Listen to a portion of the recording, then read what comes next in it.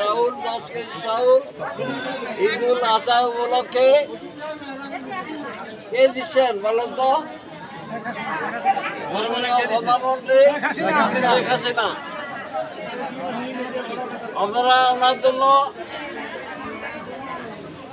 দোয়া করবেন, উনি যেন ভবিষ্যতে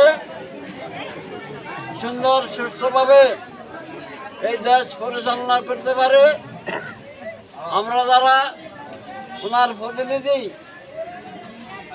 ওনার কারণেই আমি মেয়র হয়েছি, যেন সৎভাবে সুন্দরভাবে আমি আমার দায়িত্ব পালন করতে পারি এবং এই ঈদ উপহার মাননীয় প্রধানমন্ত্রীর দেওয়া 10 কেজি চাউল আপনারা যারা কার্ড পেয়েছেন প্রত্যেকেই চাউল পাবেন।